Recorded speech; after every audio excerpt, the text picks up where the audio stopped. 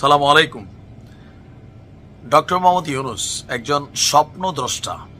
গ্রামীণ ব্যাংক প্রতিষ্ঠা করেছেন, এটা তার স্বপ্নের একটা পার্ট ছিল। তবে নোবেল পাবেন তিনি কিন্তু এটা হয়তোবা আশা করেননি, বাট পেয়ে গেছেন। এর বাহিরে ওনার লাইফের একটা সবচেয়ে বড় গোল ছিল, যেটা আজ থেকে প্রায় 14 বছর আগে আমরা প্রাথমিকভাবে দেখেছিলাম। নিশ্চয় আপনাদের খেয়াল আছে 111 সরকারের কথা। তৎকালীন সময় ডক্টর মোহাম্মদ ইউনুসকে তৎকালীন সামরিক প্রধান যারা ছিলেন, সেনা অভ্যুত্থান যখন ঘটেছিল বা আর্মি যখন বাংলাদেশ শাসন করেছিল, তো ওনাকে তখন প্রেসিডেন্ট পদে তারা আহ্বান জানিয়েছিলেন, বাট এই স্বল্প সময়ের পদে তিনি বসেন নাই। এরপর আমরা দেখেছি তিনি একটা রাজনৈতিক দল গঠন করার চেষ্টা করেছিলেন এবং একটা নামও দিয়েছিলেন, মোটামুটি কার্যক্রম এগিয়ে গিয়েছিল। তারপরে হুট করেই কোনো এক অজানা কারণে তিনি তার সেই জায়গা থেকে সরে গেলেন এবং কি রাজনীতিতে আর নিজের নাম টাম কোনো কিছু আমরা দেখলাম না। তো এই যে বাংলাদেশের আওয়ামী লীগ সরকারের পতনের পর ডক্টর মোহাম্মদ ইউনুস তিনি রাষ্ট্র ক্ষমতার একদম সর্বোচ্চ জায়গাটাতে বসলেন। এরপরেই তিনার একটা স্বপ্ন ছিল, সেটা হচ্ছে বাংলাদেশে একটা রাজনৈতিক দল আসবে যারা আগামী দিনে বাংলাদেশকে অনেক দূর নিয়ে যাবে, তরুণরা নেতৃত্ব দিবে। ইভেন তার যে চিন্তা ভাবনা এগুলা তিনি ইমপ্লিমেন্ট করলেন ছাত্রদের মধ্যে।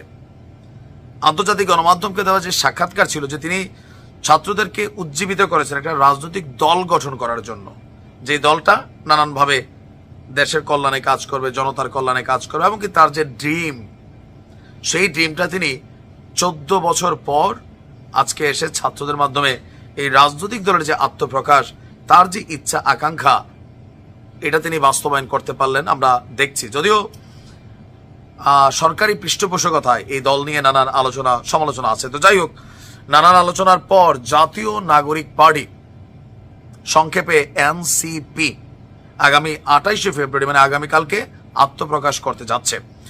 তো এই আত্মপ্রকাশের দিনই যিনি স্বপ্নদ্রষ্টা, তার হাত দিয়েই দলটার কার্যক্রম শুরু করতে চান ছাত্ররা। আর এই উপলক্ষে আপনার আগামীকাল বিকাল 3টায় রাজধানীর মানিক মিয়া এভিনিউয়ে আনুষ্ঠানিকভাবে আত্মপ্রকাশ করতে যাওয়া তরুণদের এই দলে অন্তর্বর্তী সরকারের প্রধান উপদেষ্টা ডক্টর ইউনুসকে নিমন্ত্রণ পত্র দিয়েছেন সংগঠনটির অন্যতম শীর্ষ নেতা মাসুদ ওরফে হান্নান মাসুদ। নিজের ফেসবুক আইডিতে ডক্টর ইউনুসের সাথে একটা ছবি পোস্ট করে মাসুদ লিখেছেন, 24 পরবর্তী রাজনৈতিক দলের আত্মপ্রকাশ অনুষ্ঠানের নিমন্ত্রণ পত্র দিলাম আর দোয়া নিলাম।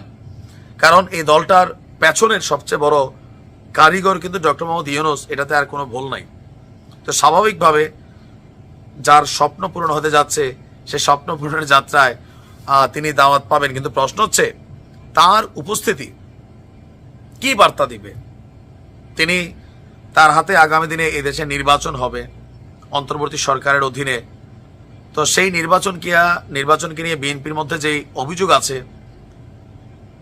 আগামীকালকে ছাত্রদের রাজনৈতিক দলটার পেছনে তিনি মূল খেলোয়াড়। এখন তিনি যদি কালকে সেখানে আবার যান সরকারি পদের দায়িত্বের হিসাবে, এটা কতটুকু যৌক্তিক হবে? আমার মনে হয় তিনি যদি সেখানে যান, এটা নিয়ে আরেকটা তুলকালাম কাণ্ড আগামীকালকে অন্যান্য রাজনৈতিক দলগুলো হয়তোবা করবে। আবার এই অনুষ্ঠানে সবাইকে দাওয়াত দিছে, অন্যান্য রাজনৈতিক দলগুলোকে দাওয়াত দেওয়া আর অন্তর্বর্তী সরকারের প্রধান উপদেষ্টাকে দাওয়াত দেওয়া দুইটা ভিন্ন আমার মনে হচ্ছে প্ল্যাটফর্ম। এখন দেখার বিষয় হচ্ছে রিয়াকশনটা কি হয় আগামীকালকে। ভালো হ্যালো ভিউয়ার্স, তো সম্মানিত প্রিয় দর্শক বিন্দুরা, আশা করতেছি আপনারা সবাই ভালো আছেন। তো ভিডিওটি যদি ভালো লেগে থাকে অবশ্যই একটি লাইক করে আপনার বন্ধুদের মাঝে শেয়ার করে দিবেন। আর এরকম নতুন নতুন ভিডিও পাওয়ার জন্য অবশ্যই আমার চ্যানেলটি সাবস্ক্রাইব করে অল বাটনে ক্লিক করবেন। ধন্যবাদ, সবাই ভালো থাকবেন। দেখা হচ্ছে পরবর্তী কোনো ভিডিওতে।